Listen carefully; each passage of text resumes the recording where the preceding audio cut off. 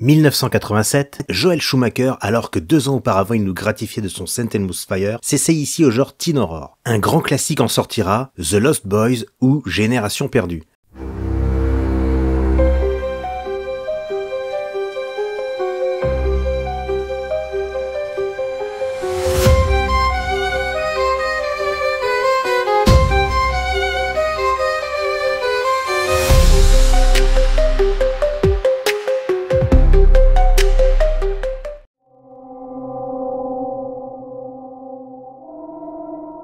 Le film se déroule à Santa Carla, surnommée la capitale du crime, rien que ça.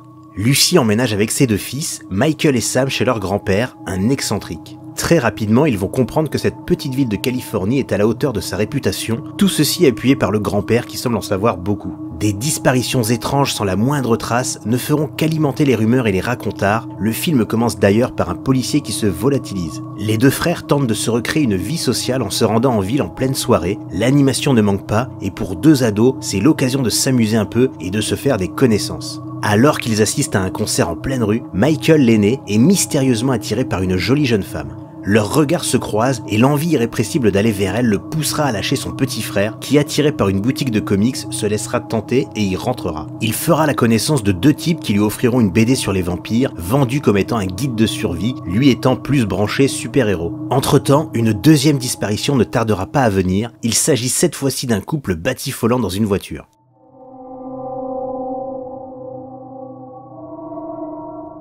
Sam retournera le lendemain dans la boutique et retrouvera les 2 compères qui, d'un air grave comme la veille, lui expliquent qu'il devrait se méfier de certains individus de Santa Carla qui ne sont autres que des vampires. De son côté, Michael retombe sur la demoiselle rencontrée plus tôt. Elle s'appelle Star et traîne avec une bande de types calibrés 80s et semble être la petite copine, ou tout du moins la nana vitrine du chef de file, David. Ce dernier met Michael au défi de les suivre jusqu'à un endroit appelé la Grande Falaise avec sa pétoire. Il accepte et les suit. Très vite, il sera intégré par la petite bande et David le prendra sous son aile. Michael, après avoir goûté à la nourriture chinoise, se verra offrir en guise de digestif un étrange breuvage que Star lui déconseille de boire car il s'agirait de sang. Michael n'en tient pas compte et en boit une rasade. L'initiation ne s'arrêtera pas là. David et ses copains vont lui faire découvrir l'adrénaline qu'ils ressentent lorsqu'ils se suspendent à un pont duquel un train passe. Michael dit oui à tout et fait comme les copains dans une des plus belles scènes du film. Dès lors, Michael adoptera un comportement étrange, de la désinvolture et de l'agressivité. Quant à Sam, il semble se convaincre de plus en plus de l'existence des vampires. Le chien commence aussi à se méfier de Michael et l'attaquera. Sam fera remarquer à son frère que son reflet dans le miroir est quelque peu translucide, tout comme la description des vampires dans la BD. À partir de là, il se barricadera avec Nanook, son toutou.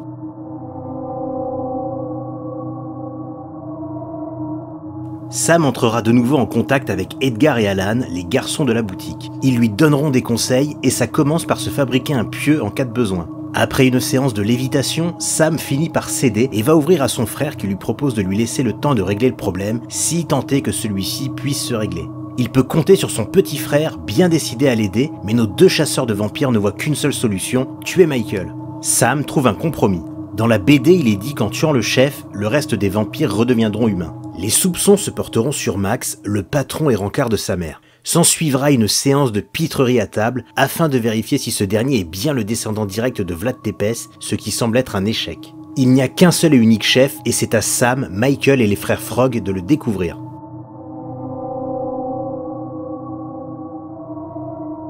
Lost Boys est une comédie horrifique qui va comme un gant à Schumacher.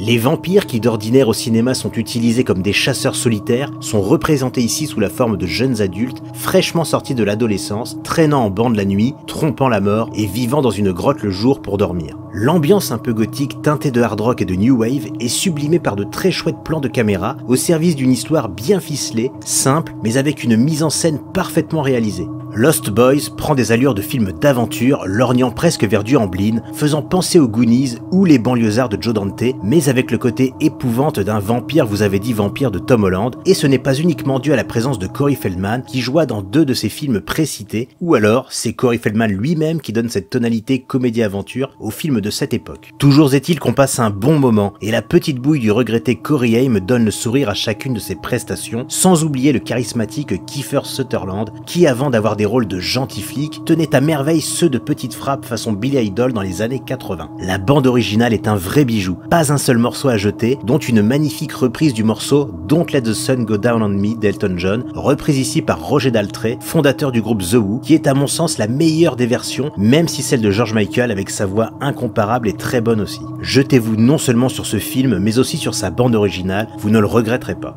C'est une œuvre importante dans la filmographie de Joel Schumacher et gagnera son statut de film culte pour toute une génération.